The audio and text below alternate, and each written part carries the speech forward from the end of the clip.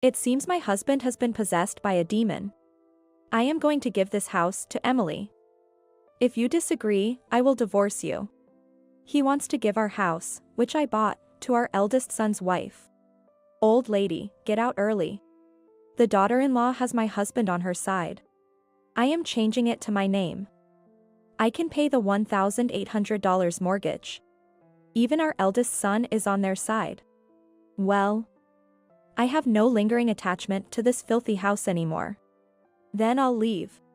You three can go to hell for all I care. Brace yourselves. I'm Margaret, 60 years old. I work in a senior position at a major company. I live with my husband, George, who is 2 years younger than me. Last year, we remodeled our house thinking about the future. Our house was built by my father and is quite old. Because of it, it was pretty run down, and we wanted to make it more comfortable for our approaching old age.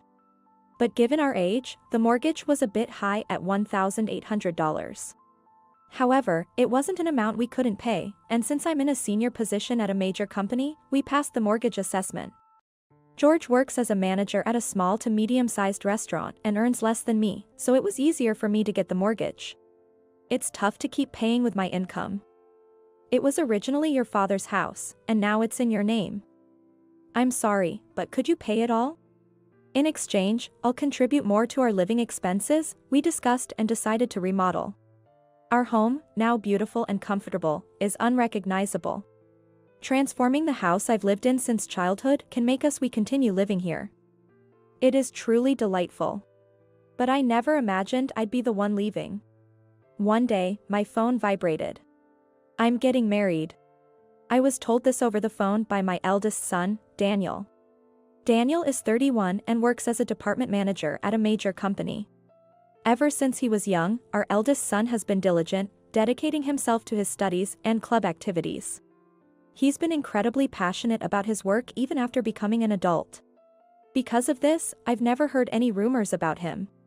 A woman whom Daniel is considering for marriage. Truly intriguing. I wonder what kind of woman she is. Since Daniel likes her, she must be wonderful. But, what if she's exploiting Daniel's limited love experience for something sinister? With my son bringing home a woman for the first time, I was both excited and anxious. Then the day of the introduction came. A woman with brown hair wearing a white chiffon dress, embodying purity, arrived. I'm Emily. Nice to meet you. She was very well-mannered and clean, making a great first impression. Pleased to meet you, father, mother. She said with a bright smile, showing her beautiful white teeth. I can entrust Daniel to this person. As I thought this, it seemed George felt the same, as he was all smiles. She seems like a good girl. As George softly murmured this, the woman clasped his hand, looked him in the eyes, and said, I'm so happy to hear you say that, George. Let's get along well. What? What is this girl doing? I was taken aback by her closeness and instinctively drew back. Daniel was also surprised. But George seemed pleased. Although I wasn't jealous, I wasn't exactly feeling great about it. What are you doing? I considered about Daniel's feeling and approached her. She immediately apologized in a flustered manner. I'm so sorry. It's our first meeting, and my apologies. And quickly let go of George's hand. I often hear that I don't quite get personal boundaries right. I don't mean any harm by it, it just happens. I'm truly sorry. She didn't seem like a bad person. Still, given the good first impression, her earlier behavior was surprising. But Daniel was totally smitten with her. Despite her earlier actions, he said, yeah. Emily might not get personal space, but I think that's one of her good points. I'm shy around women and not very sociable, but because she approached me like that, I was able to date her and now we're even considering marriage. It's surprising how much Daniel has changed because of Emily's actions. Please take good care of Daniel. Despite my thoughts, she must be a good person. I approved of their marriage. Things moved swiftly, and a few weeks later, they were officially married. I truly wished for their happiness. Half a year after their marriage, one day. I'm home, huh? When I returned from work, I noticed women's shoes at the entrance. Going into the living room, there was Emily. Oh. Mother-in-law. Welcome back. Looking at the table, there were empty cans and bottles of alcohol everywhere. It seemed they had been drinking together. Well, what's this? I wondered why they were having a drinking party without Daniel. Curious, I asked. Well, when I was about to leave work, I bumped into Emily by chance. She said she wanted to get closer to me, so we decided to have a drink. But it's just before payday, so you're probably short on cash, right? That's why I invited her to drink at our place. Why are they drinking at our place? It would have been better if Daniel was also here, and although I didn't want to intrude on the newlyweds, they could have drunk at Daniel and Emily's place. I said this while tilting my head. It could have been at our place too, but this house is so beautiful, isn't it? And right now, our place is a bit messy. Her speech was slurred. I was surprised by her casual way of speaking since she usually speaks so properly, but it must be the alcohol talking. Still, why were they drinking together? Why didn't you invite Daniel? I think it's a little out of the ordinary for a wife to come to her in-laws' house alone, and that too for a drink, even though they are newlyweds. Ever since I saw them, I've been looking for Daniel. Dan is, swamped with work right now, tons of overtime and all. So, I've been feeling super lonely, just so lonely. Emily started crying as she said that. There, it's not your fault, Emily, the bad one here is Daniel for neglecting you, especially since you're newlyweds. George began to comfort her by patting her head as he said this. Oh. George. What is this scene? It's unsettling. Hey. George. Emily is your daughter-in-law. It's not right towards Daniel, and you shouldn't do this. I scolded George for his excessive behavior. Then. No. Don't get mad at him. Emily defended George. Huh? I was so bewildered that I blurted it out without thinking. I had a lot I wanted to say, but I was too tired from work and found everything too bothersome. I'm going to take a bath. Please clean up afterwards. I sighed and escaped to the bathroom as if fleeing the scene. Then I called Daniel to explain the situation. He interrupted his work and said he would come to pick her up right away. Emily might seem odd to me, but considering he would come despite being busy, Daniel must really love her. However, their married life might be somewhat challenging. I might become the unpleasant mother-in-law, but I decided to give Daniel some advice about their future life together once he arrived. I was lost in thought while soaking in the bath, so quite some time had passed. Feeling a bit lightheaded, I went to the living room. I expected to see Daniel had come to pick up Emily, but, despite having driven here, for some reason, he was drinking. Daniel, you drove here, right? And you drank. When I asked, Daniel responded cheerily, as if he were tipsy. Well, Emily insisted I have a drink, so just like that, we decided to stay over tonight. I was happy that my son would stay over. But, unfortunately, it also meant his wife, who had made a very poor impression, would stay as well. And quite suddenly at that. Oh. I was honestly perplexed. But Daniel had already drunk. Look. I can drive you guys home. I didn't want Emily to stay over. Feeling tired, I still suggested driving them to their place. However. No. That wouldn't be right. You must be tired too, right? How about you join us for a drink instead? Daniel said with an easygoing smile. I couldn't say anything more. What? At that moment, I felt something was off. Emily suddenly smirked, but it seemed to carry a hint of malice. It was as if she was laughing at my bewildered state. It's just my imagination, right? I tried to convince myself it was just a misunderstanding, but in reality, her incredibly dangerous plan had already begun. The next day, Emily apologized numerous times for her blunder. I'm truly sorry. Saying that, she left, and I felt a wave of fatigue wash over me as I thought, it seems the storm has passed. Then, when I got home that day, Emily was there again. Daniel was nowhere in sight. I felt a sense of despair, but the situation seemed different from yesterday. I'm sorry for intruding again, but I just had to apologize. She said this and offered me some sweets. I got carried away too, my bad. George seemed repentant. Although I was upset, they seemed remorseful, so perhaps I should let it go this time. I forgave them. Thank you.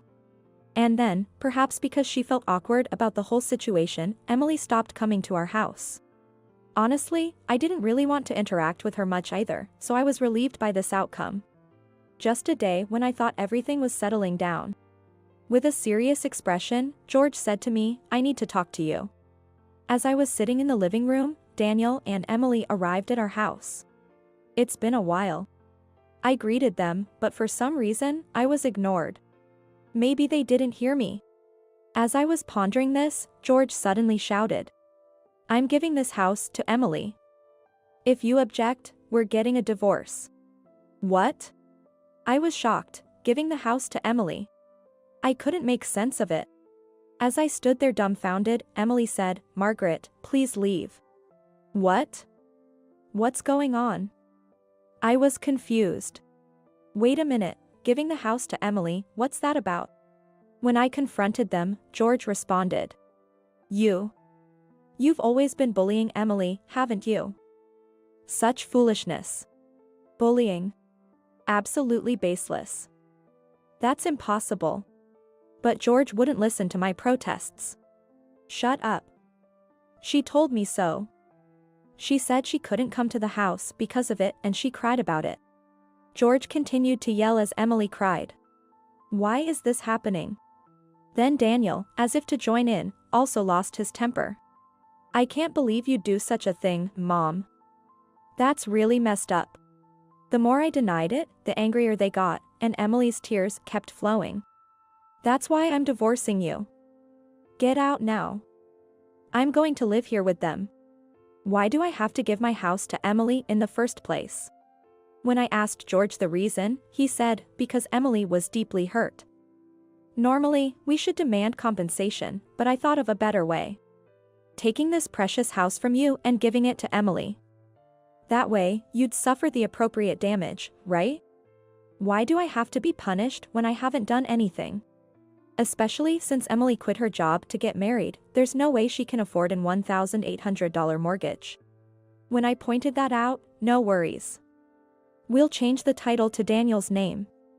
With Daniel's salary and employer. The title change should be a breeze. Even so, with a mortgage involved, a title change shouldn't be that simple. If it were that easy, anyone could buy a house. I doubt the bank will agree to that. George retorted, you work for a big company, but so does Daniel. It should be fine. Plus, I have a friend who works at the bank where you got your mortgage. I'll talk to him, so it should be okay. It's unclear where such confidence comes from. That's right. An $1,800 mortgage is nothing. Encouraged by George's words, Daniel was overly confident. It's seriously turning into a situation where I have to hand over my house. I've said it multiple times, but I haven't bullied anyone. So, I absolutely won't hand over the house. When I objected, the two of them got angry again. This is just too bothersome. As I was feeling fed up, Emily, who had been crying all along, spoke up. Margaret, for the sake of our child, please. Emily pleaded while rubbing her belly. Could it be? Mom. Emily is pregnant. If she remains mentally unstable, it might lead to a miscarriage. So, please, just give in. They're telling me about the pregnancy now. Certainly, stress is the last thing you need during pregnancy. But to be accused of something I didn't do and to hand over the house because of that. I felt endlessly frustrated. Could you leave me alone for a bit? I left the room and went to the bedroom. Bullying, what? Have I unconsciously done something terrible to Emily? As I lay on the bed pondering, I noticed something. What's this? There were brown hairs on the bed. George and I both have black hair. It's impossible for there to be brown hairs. Wait, does this mean there was infidelity? Following the earlier dispute, I discovered such a terrible truth as well. My mind was on the verge of exploding. I just can't make sense of anything anymore. Overwhelmed, I ended up crying myself to sleep. When I woke up, it was night. As I was about to enter the living room, I heard voices. It seemed Daniel and Emily hadn't left. I wish I could have had a drink too. You can't, Emily, you're pregnant. George and Emily were getting lively. I had no opportunity to join in. Emily's mysterious accusation had left me feeling down. As I stayed out of the living room, suddenly I heard sounds that seemed like smooching. Emily. I love you. Stop it, George. What if Daniel and your wife find out this? What? What are they doing? What on earth is happening? It's fine, he's passed out drunk. And she's been in her room this whole time, she's probably asleep by now. Sulking in bed, huh? That's bad. The brown hair was likely Emily's. Disgusting. What were they doing on the bed where I had just been sleeping? I feel nauseous. They're probably planning to have a good time with Emily behind Daniel's back after kicking me out. My house used for their affair. Fine, I'll get rid of this repulsive house. But remember this. The next morning, I pretended as if I had slept in my bedroom and appeared before the three of them as if nothing had happened. In reality, I didn't want to sleep in that bed anymore and was too shocked to sleep at all. Are you finally going to hand over the house? When I said, I've decided to give up the house, everyone's faces lit up with smiles. Great. Then let's go change the title. I should pass the loan assessment easily. Daniel was visibly excited. He probably doesn't know anything.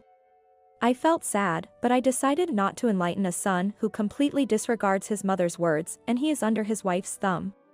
Not yet, anyway. Then followed days filled with the hustle and bustle of divorce proceedings and title changes. It was tough, but somehow the title change was completed. This is no longer your house.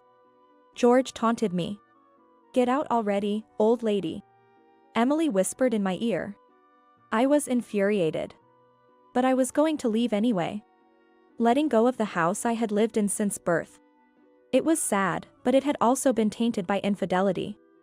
I had no more attachment to it. And from here on, I would stir up trouble for these three odd characters. Just wait and see. About a month after I left.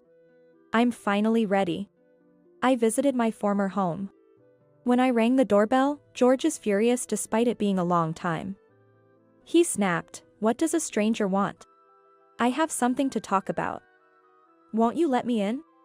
I asserted strongly. "Why should I let you into my house?" George was adamant about not letting me in. "It's something very important. For Emily too."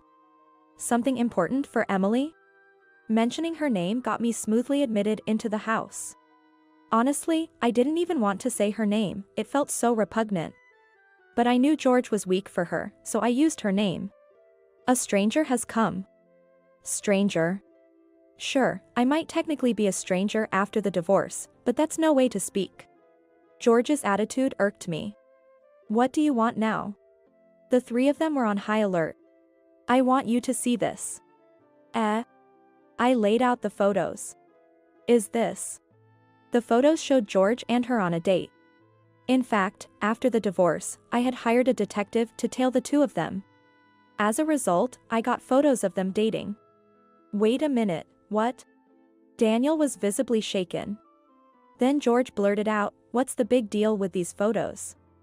"We're just a close father-in-law and daughter-in-law, nothing more, nothing less." "Yeah. What's the point of taking such nonsensical photos?" The two of them insisted on their close relationship. "What about this, then?" I pulled out my phone and played an audio clip. "I really do love Emily." "Shh. If you talk so loudly, Daniel and your mother-in-law will wake up." It was George and her voices, accompanied by disgusting sounds. What? I had actually recorded their exchange on the day I discovered their affair. It's not what it seems like. This is all a misunderstanding. George tried desperately to explain. What's the misunderstanding here? This is totally unacceptable. Naturally, Daniel was furious. She was looking down, defeated. Then, I added fuel to the fire. Hey, not to be rude, but whose child is that really in your belly? Daniel's face turned deathly pale in an instant. No way, with my father. That's impossible. My father-in-law pulled out and she dug her own grave. You admitted it. You just admitted it, didn't you? The three of them screamed, and George and Daniel got into a scuffle. Ouch. It seems the fight caused her stomach to cramp, and the fight was paused. And then I quickly said, I've been saying it all along, haven't I? I wasn't bullying Emily. Could it be that you lied to get rid of me, and you made Daniel believe you? Daniel was taken aback. You're kidding, what's that about? That's the worst. I can't believe I trusted you and not my mom. Daniel, regretting that he had listened to the wicked woman and hadn't believed me. Now that we know this much, just tell us everything. Daniel yelled at the two of them. The two were reluctant to speak, but when the word "a trial" was mentioned, and he said, Are we going to have to take this to court? They finally started talking. It seems that at first, she really did love Daniel. But when she came to our house for a marriage greeting and saw our newly renovated, beautiful home, she wanted it for herself. My family home is pretty run down, and I envied such a beautiful house. The interior is quite nice too. She explained it in tears. She wanted the house so much that she planned to ingratiate herself with George on the day of their marriage introduction. So, she deliberately ambushed George on his way home from work and drank at home without inviting Daniel. It seems that during the months he didn't come home, George had been nurturing love with her and planning to oust me. If that was the case, you should have suggested living together from the start. When I said that, she remained silent for a moment before responding. The image of a mill didn't sit well with me. My mom and grandma at home were always fighting. My grandma used to pick on my mom. So I thought I didn't want to live with a MIL. The only way to live comfortably in a clean house was to ask my mother-in-law to leave. Indeed, with such an image, she wouldn't want to live with their mill. But to go as far as taking someone's husband. However, what did George think of this reality? I knew I was being used. But, when I came to greet her, and she held my hand and smiled at me, I was all ready. Despite knowing he was being used, George fell in love and chose to do such a thing to keep her by his side, abandoning me. You guys are the worst. When Daniel said that, the two of them just hung their heads and cried. Afterward, Daniel naturally went through with the divorce. When he had the child's DNA checked just to be sure, it turned out to be George's child. I won't be paying child support, Daniel said as he demanded alimony from the two of them. Of course, same here. To think I'd have to demand alimony from my own father. As Daniel lamented, I patted his head. We were driven mad by a foolish woman. But more than us, her life would be thrown into chaos, something she would regret forever. And my premonition came true. 2 years have passed since then. She decided to remarry George and stay together without getting a divorce. This decision was supposedly made for the sake of their child. To work, she enrolled her child in daycare. Grandpa? I mean, Daddy came to pick you up today, huh? It seems she is being judged by the other moms at the daycare. While the children seem to be having fun together, she's filled with sadness because she hasn't been able to make any mom friends. Furthermore, when she explained to her parents about the divorce and remarrying George, they were furious, directing their anger towards George. Now, they are estranged. It's all a result of her own actions. By the way, Daniel is now living alone in that house. I wanted to sell it, but that would have been too cruel to Mom. After all, this is the house where Mom has lived her entire life, right? A house filled with so many memories. I can't sell it.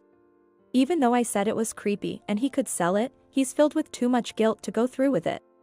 Perhaps because I said too often that house is creepy.